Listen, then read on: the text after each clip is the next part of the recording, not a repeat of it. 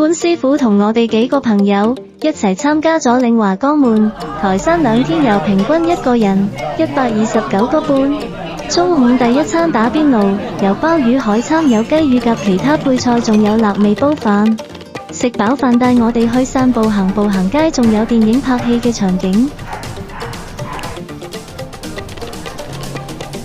本地居民都喜歡習武強身健體。步行街好多嘢賣，最重要就係果皮。潘師傅都唔執輸啊，喺附近購物。呢條樓梯附近拍過一套電影《咖啡室》。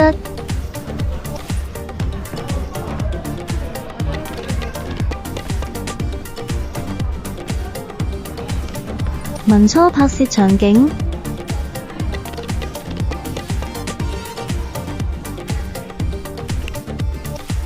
居民出入嘅樓梯非常乾淨。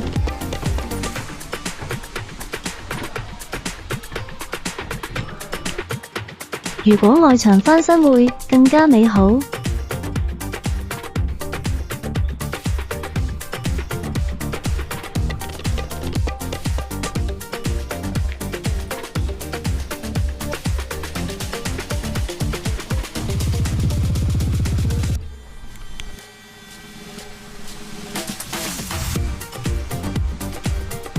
江門市將這個區定性為歷史建築物。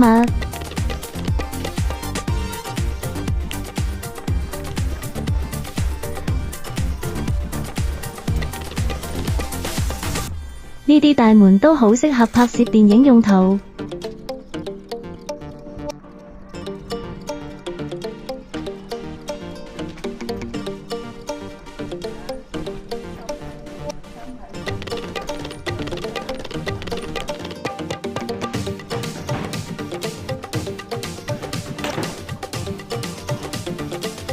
附近有中山紀念公園。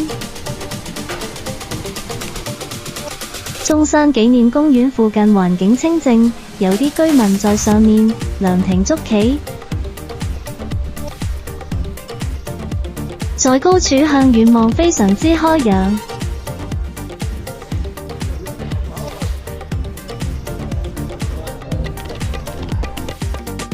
跟住又去附近嘅步行街，自己食晚飯。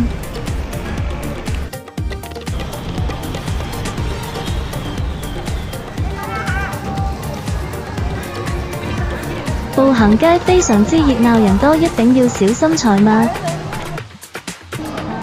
有歷史建築大宅，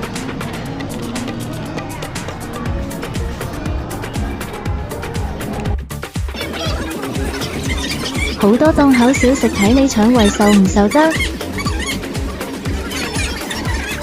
晚上會到台山入住酒店，叫做稻香。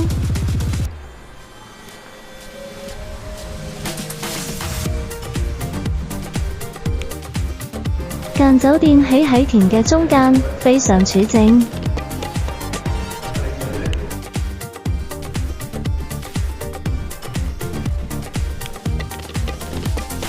酒店非常之新淨，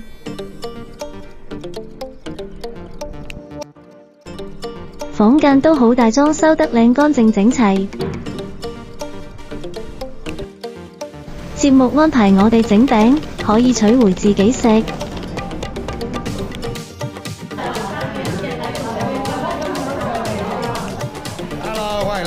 呢個就係我哋嘅專業導遊領隊，帶得非常之好及細心。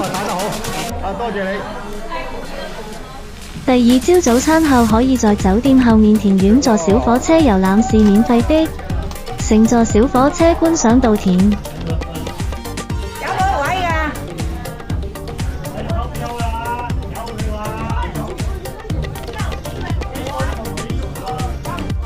㗎？團友耐心地等待出發。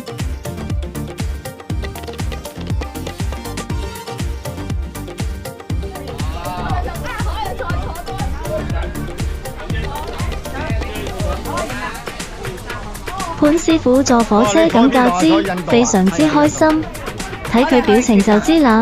熱鬧。你坐邊啊？你去邊啊？我哋遊完返嚟啦。你去乜園啊？你哋。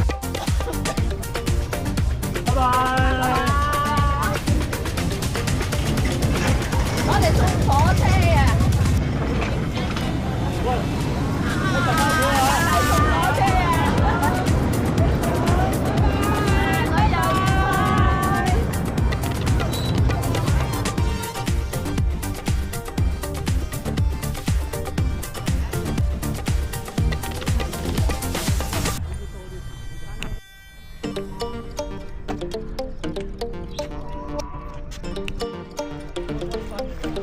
稻田收割完，剩返啲草頭。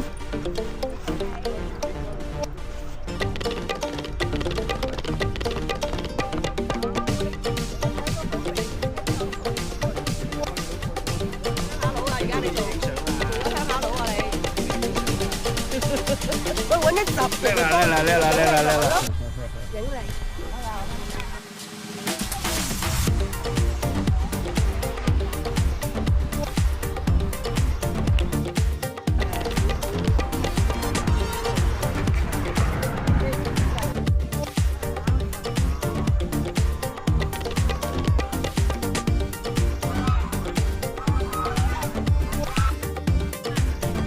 11點離開酒店後坐車去台山午餐食農家菜，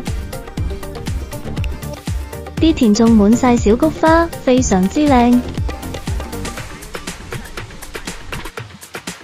啲屋都好有歷史價值嘅建築物。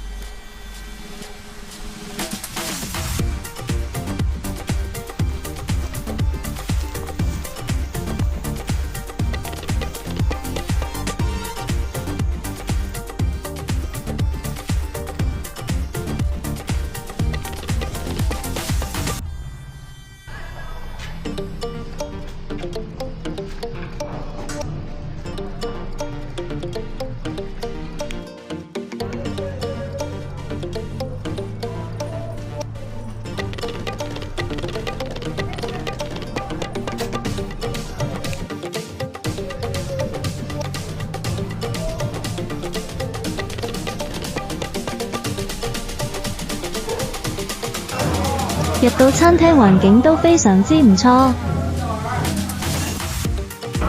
餸菜好味兼新鮮。係即係臨時黑色嘅，嗰邊咧就係嗰啲硬鬆糕，呢邊就係嗰個芋頭糕。係啦，有三隻面食飽飯坐車去中山參觀杏仁餅公司，2天完結，歡迎訂閱我頻道。